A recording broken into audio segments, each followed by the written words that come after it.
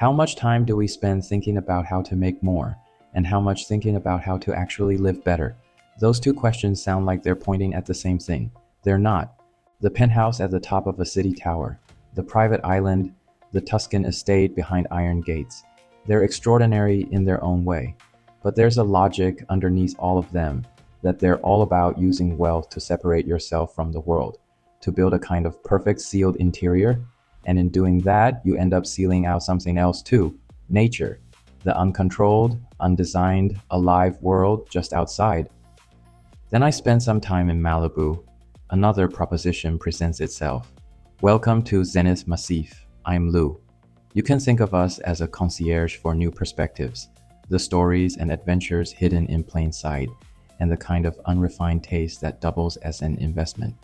Waking up to the Pacific just beyond the glass, the ocean's rhythm as your alarm clock, stepping outside and choosing whether to run along the coast or head up into the Santa Monica Mountains. Weekend mornings on horseback in the hills after winter rain, when the hillsides are buried under California poppies and wild lupine. And then Monday morning, 45 minutes on the freeway, walking into any boardroom in Los Angeles. To live pressed up against nature, against the ocean, against the mountains, without losing your connection to the city, to the world, to everything you've built. That to me is what a life worth pursuing actually looks like. Not isolation, not retreat, something more complete than either. On any map of Los Angeles, Malibu looks like a mistake in the geometry. It's a real city, the city of Malibu, but its shape is a 34-mile ribbon of coastline, running from Pacific Palisades in the east all the way to the Ventura County line in the west. In places, the city is barely a mile wide because the Santa Monica Mountains come right down to the back of it. About 90% of Malibu's land belongs to a protected national recreation area. It cannot be developed. No towers, no commercial sprawl, no path toward becoming somewhere else. That geography is the origin of everything about this place, determined by the fault lines beneath the mountains, by the marine layer the Pacific rolls in every morning, by the Santa Ana winds that tear through from the desert each autumn. Living here isn't inhabiting a curated environment. It's living inside a place with its own character, its own weather patterns, its own moods. That difference is enormous, and you only understand how enormous once you've experienced it. Around 12,000 people live in Malibu full-time, though that number tells only part of the story. A significant portion keep a second home here, spending weekdays in Silicon Valley or Manhattan, flying back on Friday, or they live here permanently and commute to Los Angeles. The choice is never about convenience. It's about deciding that the commute is worth it in exchange for the morning when the front door opens onto the Pacific. The people who choose Malibu have done the math and reached the same answer. Yes, walk into any coffee shop along PCH, and you'll notice something. Everyone looks casual. Faherty linen, Vori shorts, a pair of sandals worn soft from use, hair still carrying salt from an early surf. But the skincare is La Mer. There's wealth here, obvious wealth if you know what to look for, but no one is performing it. In Malibu, money is just the entry ticket. What actually gets displayed is the life you've chosen. The architecture speaks the same language.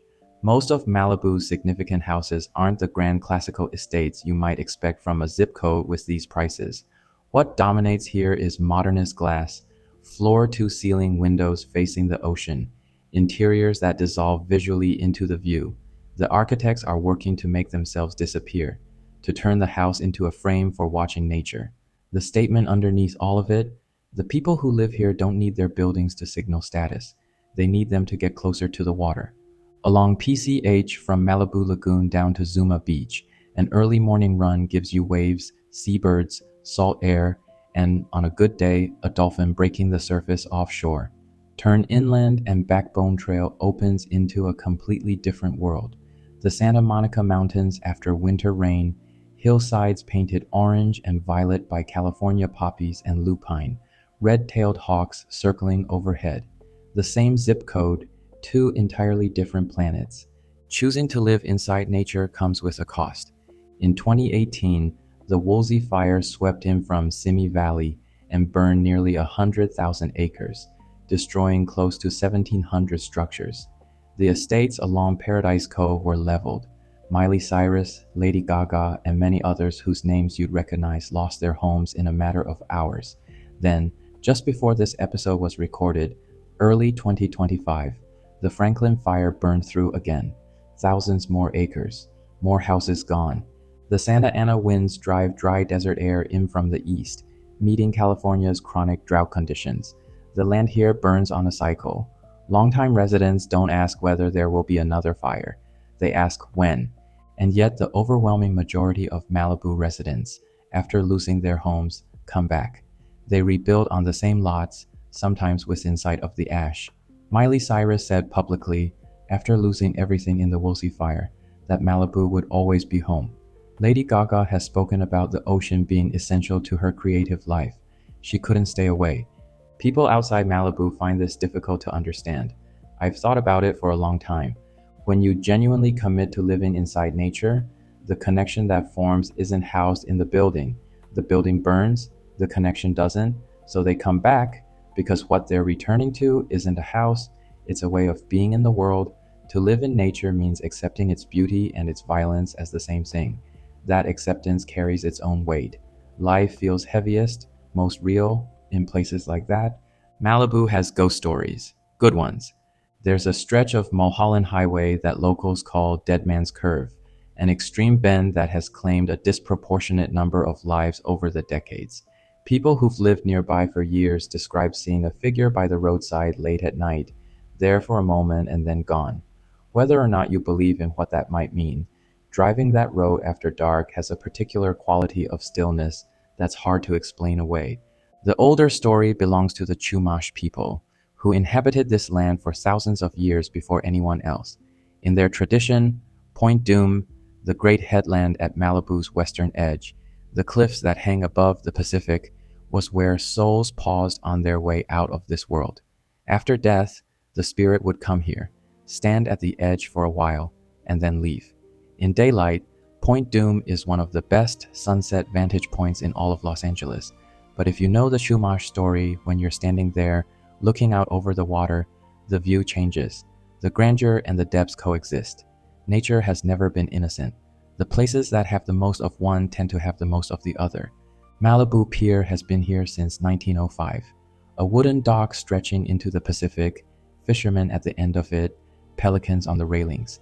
It has a quality that's rare in Los Angeles. The feeling that time has simply stopped caring about this particular spot. The cafe beside it, Malibu Farm Pier Cafe, is one of those places I keep returning to for a reason that sounds almost too simple. You can sit and watch surfers from your table. There's something quietly hypnotic about that. The waiting, the paddling, the moment of standing on the wave. Watch long enough and your own internal tempo starts to drop. The food is exactly what you'd expect from a farm-direct California kitchen. Acai bowls, avocado toast. I've sat there with a laptop and looked up for 2 hours without noticing the time pass. Once I looked up and realized that the man sitting alone in the corner, also watching the water, also dressed in nothing remarkable, was Dominic Fike. No entourage, no one is approaching him. Everyone around probably knew exactly who he was. Malibu operates on an unspoken agreement. You let people be. For those unfamiliar with him, Dominic Fike is a musician from Florida, somewhere in the space between hip-hop, indie rock, and pop, which is exactly what makes him interesting. In 2018, he signed with Columbia Records off 3 demo tracks for $4 million.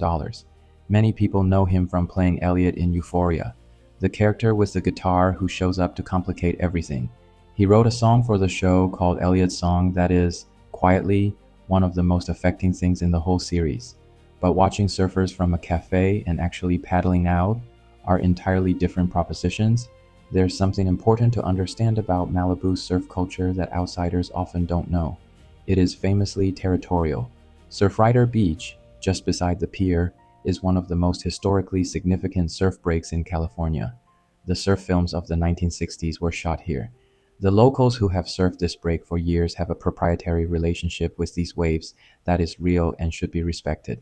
If you drop in on someone, meaning you take off on a wave that someone else is already riding, the response in Malibu will be more direct than almost anywhere else. People will tell you to leave, not metaphorically, but those same locals, to a respectful newcomer who watches first, who waits, who differs. They're generous. The rule is simple: lower yourself, observe, and learn. It's the same principle that applies in any place where people have built a genuine relationship with the natural world. Pacific Coast Highway, Highway 1, 34 miles of it through Malibu, ocean to the right, mountains to the left, nothing between you and both. The road is, in miniature, everything this episode has been circling: nature on one side, connection to the world on the other, and you moving through the space between them. Driving it well requires some judgment. Timing matters most.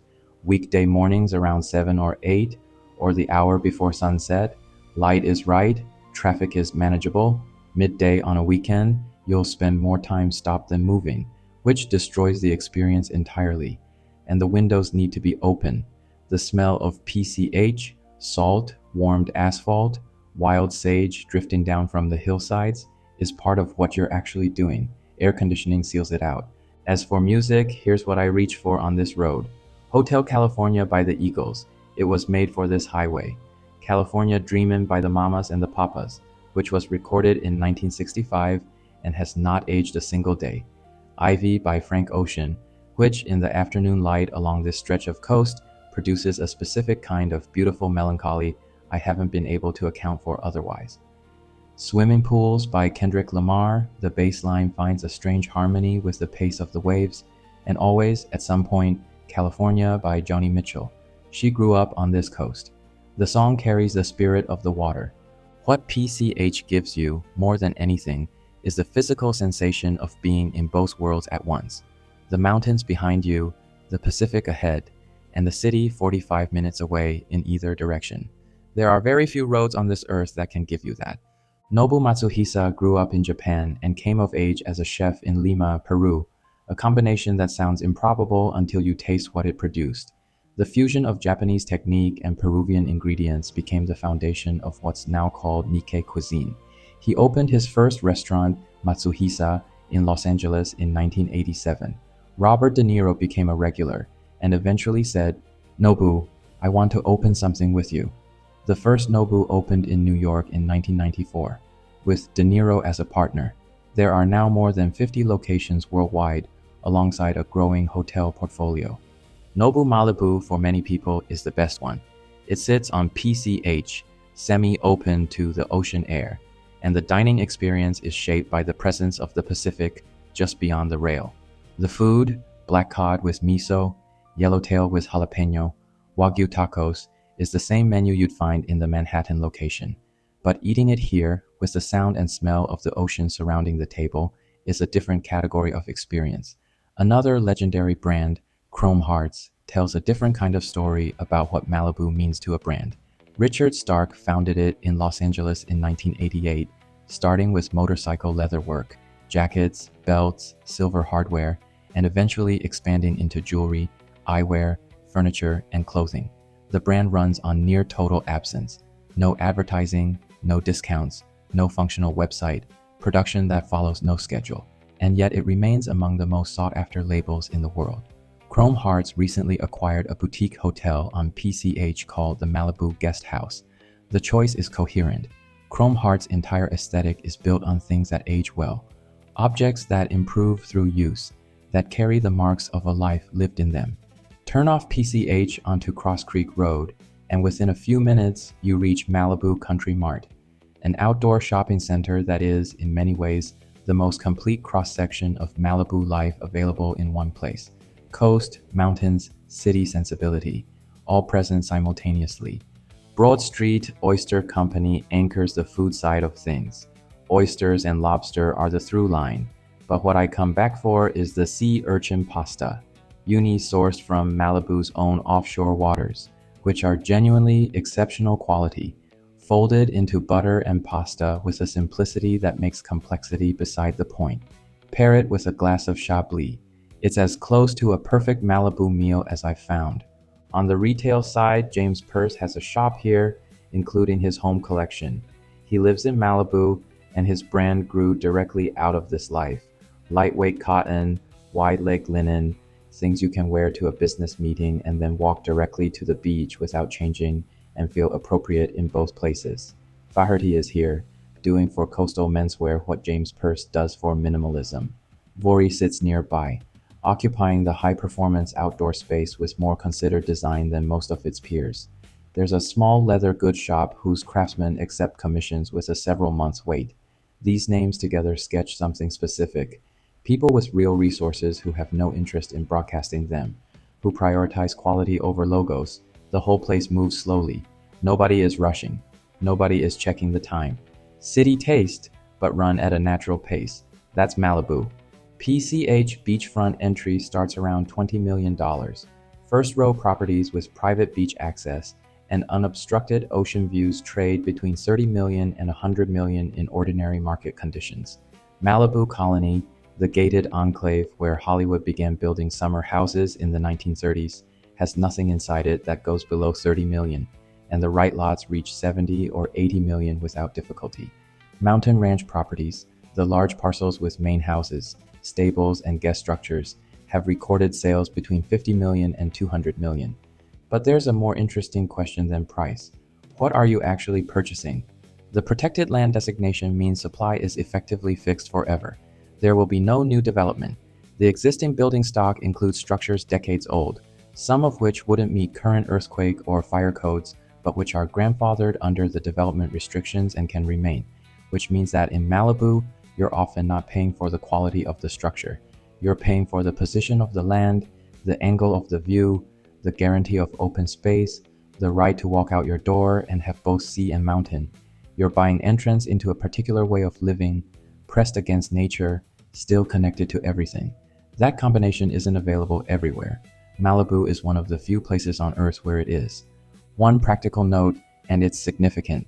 Fire insurance in California has become a genuinely serious variable. Several major insurers have exited the California market or dramatically increased premiums in high-risk zones. Some refuse to write policies in Malibu at all. Any acquisition here needs an insurance structure planned as part of the purchase, not as an afterthought. The cost is real. Living inside nature means accepting all of it. Most people's picture of Malibu is the ocean. The people who have lived here longest will tell you the mountains are what they love most. And the mountains are where the idea at the center of this episode becomes most tangible, most felt in the body. Start with the wine. Malibu Coast. AVA is a legitimate wine region, and one that very few people outside the industry know about. The Pacific's marine layer keeps daytime temperatures moderate, while the diurnal swing, the drop between day and night temperatures, is significant. Those conditions produce grapes with structure and acidity, and the resulting Pinot Noir and Chardonnays have a lean, mineral coastal character that is nothing like Napa Valley. Malibu Family Wines operates out of Saddle Rock Ranch, several hundred acres in the hills, with vineyards alongside something genuinely unexpected: zebras and giraffes roaming the property. This is not a figure of speech. African wildlife on the Malibu hillsides. It is one of the more surreal images California produces, which is saying something. Rosenthal Malibu Estate is the other name worth knowing. Vines that have been in the ground for decades, producing wines with the weight and character of an old site. On the farming side, Malibu has an active community of small organic growers, several of whom supply Country Mart's restaurants directly. The food that arrives at the Broad Street Oyster Company or at Malibu Farm was harvested that morning within walking distance. Helene Henderson, who founded Malibu Farm, was doing farm to table before the phrase became a global restaurant trend. In Malibu, it was never a concept. The mountain is right there, the farm is in the mountain, and the distance between field and table is not a metaphor. Then there are the horses. The Santa Monica Mountains are crossed by an extensive network of equestrian trails, and several long-established ranches offer guided rides into the backcountry. Once you leave the road behind, the scale of it settles in. Just you, the horse, and the mountains in every direction. What struck me most, the first time I did this, was something I hadn't anticipated. The horse would find the water on its own. Moving through the hills, the animal would shift direction almost imperceptibly, toward nothing visually distinct, and minutes later, you would hear a creak before you could see it. The horse would walk into the stream, stand there, and move its head slowly back and forth. After winter rain, the hillsides bloom, orange California poppies, violet lupine across every slope, To ride through that on horseback, the smell of flowers and wet earth, and the animal beneath you, the ground solid, the sky open, is something I haven't found a better word for than complete. A well-trained horse is also extraordinarily sensitive to the rider's body. Hold tension and the steps quicken. Release it and the pace slows. It becomes a wordless conversation about the quality of your own presence. The people who have lived in these mountains for decades, the ones who have been here long enough to belong to the place rather than merely own part of it, will tell you their relationship with this land was built through horses. That kind of connection to an animal, to the ground, to a specific range of mountains is not available to the person who stays on PCH and never goes up into the hills. Drive northwest on PCH about 20 minutes past the center of town, and you'll pass what looks like a small parking area turnoff. Easy to miss, that's El Matador State Beach. From the parking area, a steep staircase drops to the beach below. Sometimes a rope is necessary. When you reach the bottom and turn to face the water, the scale of it arrives all at once. Enormous sea stacks rising from the surf, some 15 or 20 feet high, the waves hitting them and dissolving into mist. Between the stacks, sea caves are accessible at low tide. Tide pools full of anemones, hermit crabs, and urchins. At sunset, the light on the sandstone turns orange, then red, then deep pink across the water. It is, objectively, one of the finest sunset locations in Los Angeles County. El Matador is the most dramatic of a trio. El Pescador and La Piedra are nearby, all three requiring the same descent, all three offering the same absence of facilities. No restaurant, no showers, a modest parking lot. This is their selection mechanism. They want the people who will walk down. Almost everything genuinely worth experiencing in Malibu works this way. It exists, it's accessible, but it requires you to decide to go toward it. The best things here are not packaged and presented to you. The history of this place has always been shaped by that same tension between immersion and connection. The Chumash people, who call this coast Humalivo, meaning roughly the surf sounds loudly, lived here for thousands of years. They built large plank canoes, the Tamal, sophisticated enough to conduct trading voyages up and down the California coast. Deep roots in this land and active commerce with the wider world, both simultaneously. In 1892, Frederick Ringe, a young man from Boston, paid $100,000 for almost the entire Malibu coastline, 13,000 acres.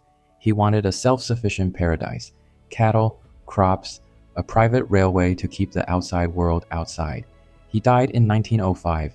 His widow, May Ringe, spent the next 2 decades in court fighting the state of California's attempt to build a public road through her land. She won repeatedly. Then, in 1929, she lost. The court ordered the land taken, PCH was built, and Malibu was opened. May Ringe went bankrupt. The land was sold in parcels, which is how the current property map of Malibu was drawn. The Ringe story is the story of someone who tried to use wealth to achieve total separation from the world, and failed. The lesson Malibu seems to have absorbed from that history is the opposite of what Ringe attempted. The deepest version of this place has never been about cutting the connection. It's been about deepening it. To the land, to the ocean, to the mountains, and through all of that, back to the world.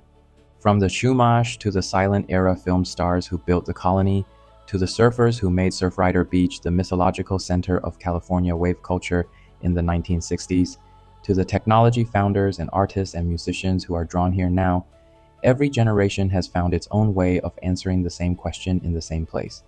How do you live inside something larger than yourself while remaining part of everything else? Most of us, at some point, arrive at a version of the question this episode has been orbiting. How do you actually want to live? Not how to earn more, not how to acquire more, how to inhabit a life. The conventional answers tend to pull in 2 directions. One is vertical. Keep climbing, keep accumulating, build higher walls between yourself and the uncontrolled world. The other is withdrawal. Find somewhere remote, simplify, step away. Malibu is neither of those. It's a third answer. Live inside nature, with the ocean at the door and the mountains at the back, without giving up the world. And discover, in that acceptance, that life acquires a weight and a texture that the sealed, climate-controlled version simply doesn't have. Life is heaviest and most real somewhere between the mountains and the sea. Have you ever tried surfing or horse riding? Please comment or come find us in the Zenith Massive Substack community. Next episode, we're going inside the story that a brand grew by a factor of 6 in under a decade and the men behind it. See you then.